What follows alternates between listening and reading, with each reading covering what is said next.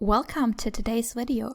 I'm going to show you a simple process you can use to create a structure that works for you. Alright, so this will be done in 2 steps. The first step is to write down all the tasks that you need to do this week. And there are 2 different ways of doing that. So if you want to do the linear approach, you just write it all out. And this is the part I'll fast forward because it's going to be really boring for you.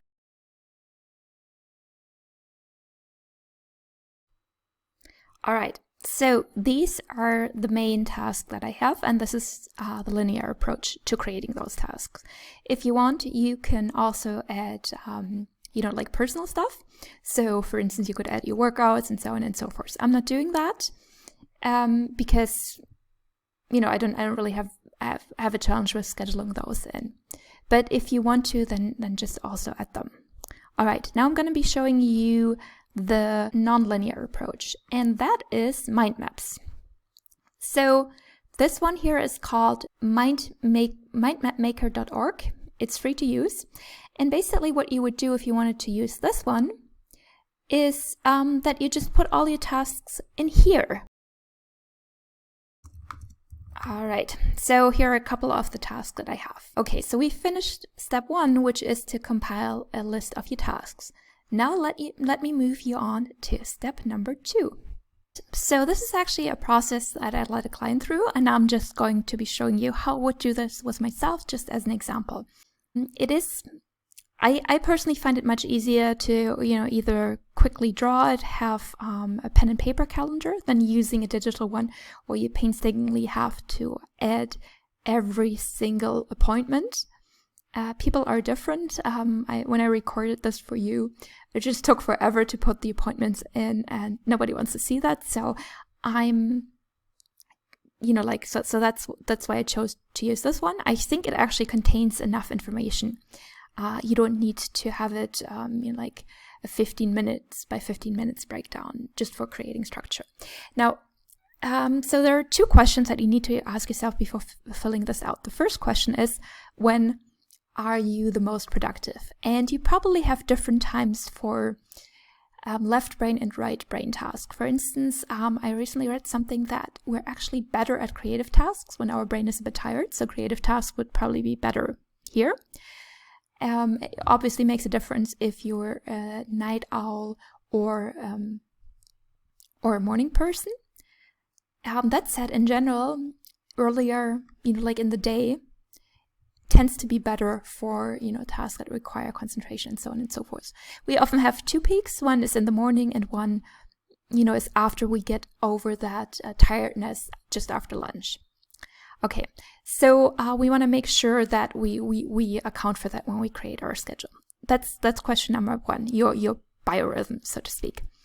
And that can also be different day by day. So for instance, I notice if I have work stuff on Saturday, it's really nice to not have too much to do, at least one day in the week. Maybe just work half a day or something. So it doesn't feel like I'm working all the time. And the other thing to keep in mind is, it's really okay to work late. It's just helpful to not work late 2 days in a row. So for instance, if you wanted to work late Tuesday and Thursday, but kind of finish, at a reasonable hour on Monday, Wednesday, and Friday, that's fine. You just don't want to do it too often in a row because that's really going to drain you and it's not going to help you be more efficient. Okay, so with that being said, if there's, we now want to create a structure, we want to fill in all the calls that we have that are set, or everything else that is set. So if you have courses or appointments that stay the same each week, put them in. I don't have anything Monday to Friday. It's all for me on Saturday, so there's nothing I can put in. I had some things before we all, got locked down. But right now, there's nothing I can fill in.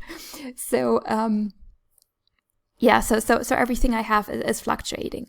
And that's not ideal. It's good to have a couple of things that give your day structure.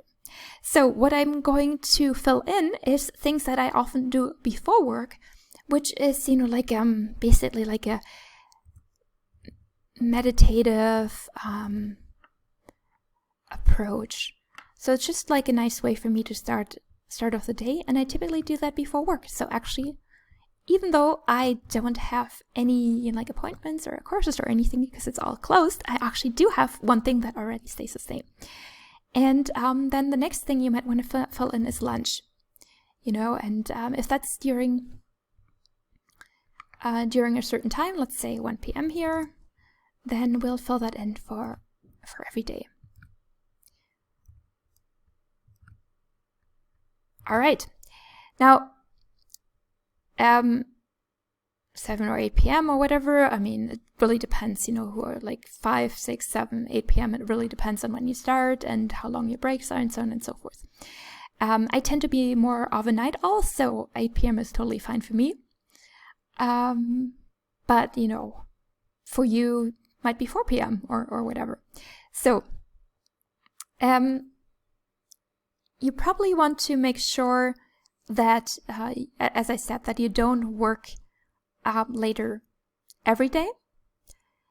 And now we want to see if there are themes that you can do on the days. So for instance, I need to prepare a training call that's always on Saturdays, and it's helpful if I do that already on Thursday. So I have a day between Thursday and Friday to like make amends and so on and so forth. And it requires my full attention, so it's good to do it in the morning. I also like to write articles, and how about we put that late afternoon here, just because it's gonna need my creativity, and that seems to work better in the afternoon.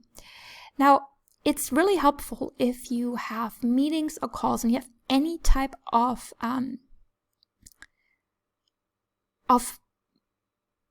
like power over when they get scheduled, that you try to get them all on a couple of days, so that other days remain open. So for instance, I might more calls, so I might make Monday the call day, call and meeting day, and then that would leave me Tuesday and Wednesday for things like, I need to do my podcast, recall the list of tasks that I created, so record it and then edit it and so on and so forth. Now, what I found is that it's really helpful to have a hard stop. It could be that, let's say there's a live yoga class that you want to do at sometime in the evening. So you could have that as your cutoff time. Let's say there's a 7 p.m. yoga class, so that would be my cutoff time. But if not, just, it really helps to have a time when you'll stop working.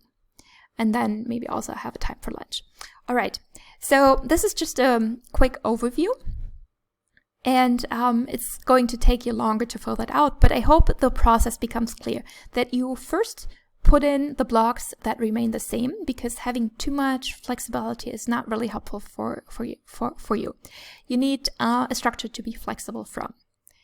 And if you have even just a couple of things that stay the same each week, like for instance here my meditative beginning of the day, that's already really helpful, and my lunch.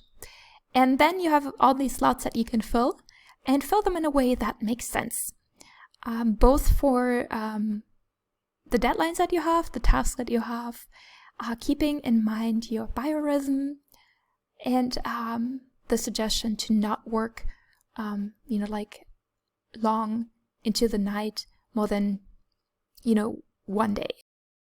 All right, if you're now motivated to give this a go and create a schedule yourself, number 1, good for you. Number 2, if you want to make it easier for yourself, you can just get the version that I created, and there's one that does not contain the weekend, so if you just want to do Monday through Friday, and there's one if you also want to do the weekend, and it's just a couple of slots that you need, so it's just the stuff that you actually need for creating a schedule at this high level. You can fill it out. Or you can just print it out and do it that way. And there's also a really brief summary of the instructions below in case you forget. All right, I'll put the link below. If you use it, I'd love to hear how it goes, and I look forward to seeing you in the next video. Bye now.